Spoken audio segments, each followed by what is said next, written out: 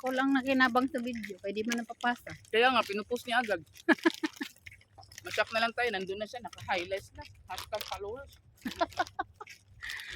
Siyempre, ganun talaga ang vloggers. Asan? Gusto mo po? Babay ka dun eh. Parang ngayon, mas hahabulin ng aso yun kasi bangkay na yun. Gusto mo pa ako dito.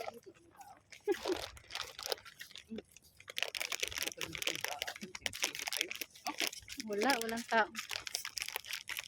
Ito na tayo, Pe.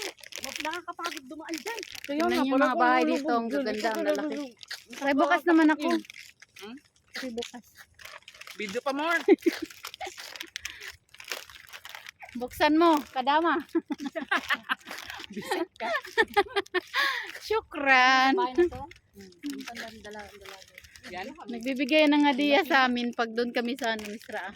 Ayan yun. Oo, Ayun pala yun. Magkano? 500. Wow. Kasi ano, te. Pag may party doon. 200 lang. Ha?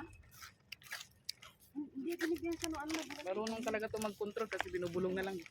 Alam niya may video. Wala.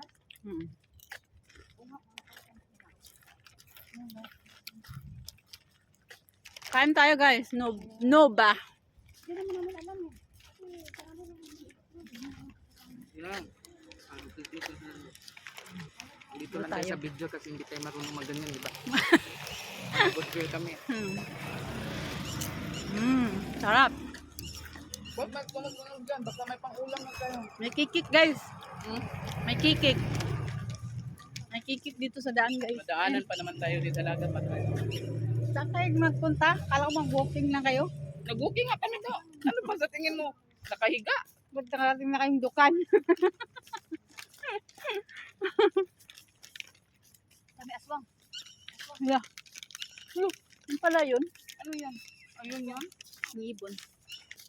Sa Saudi wala akong marinig kung hindi ko ganyan. Habang naglalakad, nag-walking. Nagsisipa-sipa. Bye daw. Nawawa yung airplane, di ka naman nakikita. After 2 years. 4 years pa. Sabi. Wala, tabi may exhibition. Hindi pa talaga dadaan sa gilid. Grabe. Mal. Visit ka. Muntik na ako. Tiyo. Mamaya.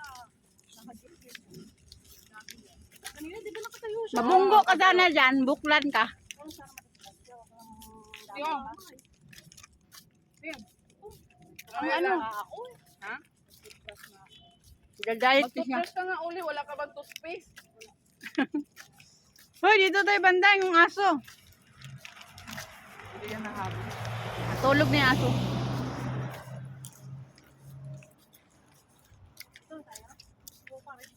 Pag hinabol ako ng aso, madagma na naman ako nito. Puro kanan yung paa mo. Ano pa naman maglakad? Ha? Kami ni Tata. Takbo talaga kami. Bala. Shortcut tayo guys, kay may aso.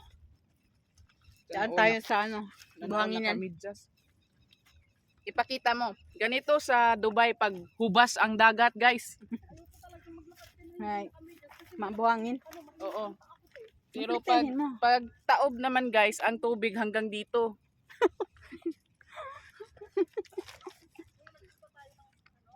Akala nyo maganda buhay sa abroad? Diyos ko, puro buhangin nilalakad namin. Tingin ng tingin talaga si Tata sa aso. Nadala na siya. Huwag mo ngang tingnan para hindi ka din niya titingnan. Pag nakilala ka niyan, lalapitan ka yan. Buhangin guys, oh.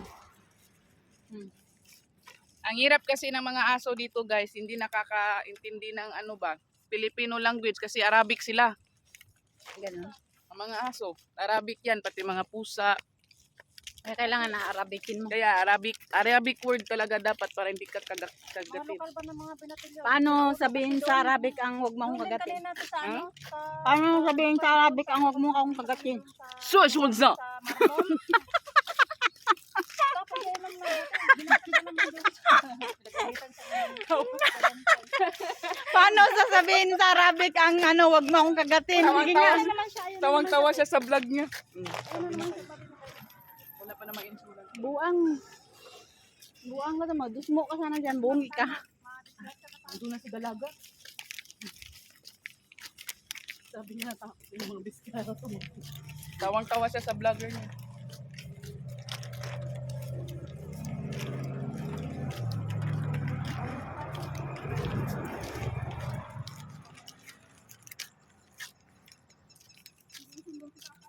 May kikit guys. May buntis sa atin. Buntis si Mina. Si Mina. Ang Nasunod ng kikik. ama ay si Hardinero. Baba. Ay, ang sakit ang ilong ko. Si Hardinero, wala namang utin yun, puro bulbul. Pag nag-zir-zir kayo nun, hahanapin mo pang utin doon. Gaganunin mo. Bata pa yung asawa nun, loko. Ganun mo. Oo, gaganunin mo. Ewan ko ngayon, kung buntis na naman. Makikita mo pala. Gawa. Asa ba asawa niya? Nandito lang? Kanila. Dalawang taon. Kulang 3 buwan pa. Sakit ng ilong ko, alikabok.